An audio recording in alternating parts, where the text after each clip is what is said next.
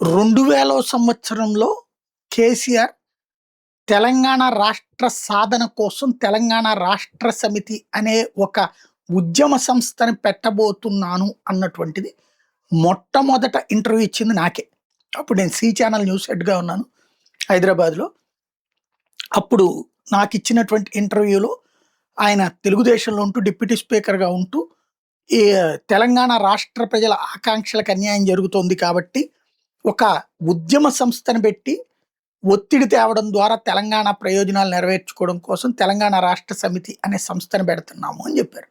అప్పుడు నేను అడిగా, అది రాజకీయ వైపుకి వెళ్తుందా, భవిష్యత్తులో ఎన్నికల్లో పోటీ చేస్తుందా అంటే ప్రజలిచ్చే సూచనలకు అనుగుణంగా నడుస్తుంది అన్నటువంటిది ఆ రోజున ఆయన చెప్పినటువంటి స్టేట్మెంట్. నేను అప్పుడు విజయవాడ సిటీ కేబుల్ నుంచి ఇక్కడ స్టాఫ్ రిపోర్టర్గా ఉండేవాడిని. హైదరాబాద్కి న్యూస్ ఎడిటర్గా సి ఛానల్కి వెళ్ళినప్పుడు చేసినటువంటి ఇంటర్వ్యూలలో కీలకమైంది అది.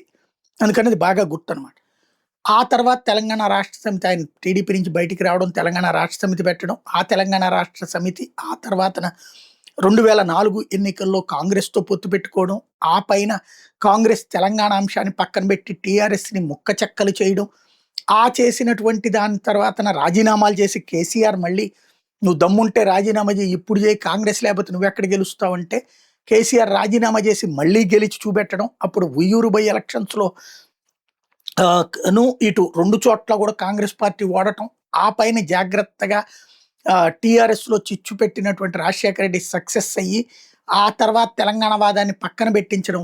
దాంతో 2009లో తెలుగుదేశం పార్టీ అదే టీఆర్ఎస్తో పొత్తు పెట్టుకుని ఎన్నికలకు వెళ్ళడం, ఏకంగా లెటర్ కూడా ఇవ్వటం కేంద్ర ప్రభుత్వానికి.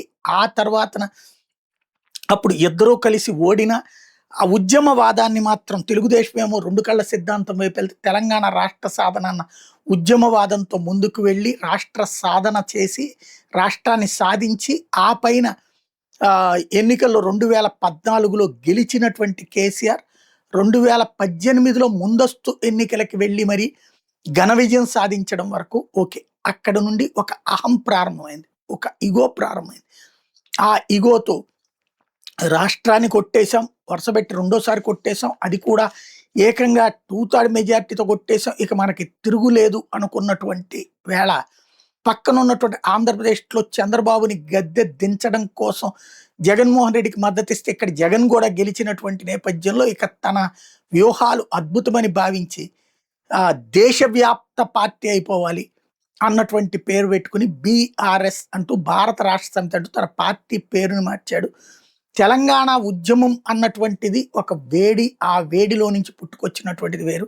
దేశమంతా తననే గుర్తిస్తారు, దేశమంతా తననే ఆదరిస్తారు, తనది చాలా గొప్ప మేధావిననే అమాయకత్వంలో పెట్టినటువంటి బీఆర్ఎస్ 2023 ఎండింగ్లో జరిగిన ఎన్నికల్లో దారుణంగా దెబ్బతింది. 2% ఓట్లు, 39 సీట్లు, 2% ఓట్లు తగ్గినాయి, 39 సీట్లు వచ్చినాయి. కానీ ఆ తర్వాత పార్టీని నిలబెట్టుకోవడం వల్ల కావట్లేదు, వేటాడుతున్నటువంటి పరిస్థితి.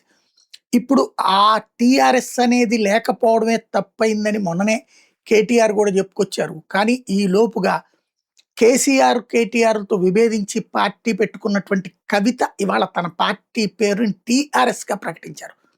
త్వరలోనే మళ్ళీ బీఆర్ఎస్ని టీఆర్ఎస్గా మారుద్దామని కేసీఆర్ కేటీఆర్ అనుకుంటుండగానే టీఆర్ఎస్ అని పెట్టారు. అయితే తెలంగాణ రాష్ట్ర సమితి అని కాకుండా తెలంగాణ రాష్ట్ర సేన అన్నటువంటి పేరుతో ముందుకు వచ్చినటువంటి పరిస్థితి. ఓవరాల్గా టీఆర్ఎస్ని ఇప్పుడు కవిత పెట్టబోతోంది అనాలా, లేకపోతే టీఆర్ఎస్ గుడ్విల్ని కవిత కొట్టేసింది అనాలా అంటే టీఆర్ఎస్ ఇచ్చిన అవకాశాన్ని సద్వినియోగం చేసుకుందాం.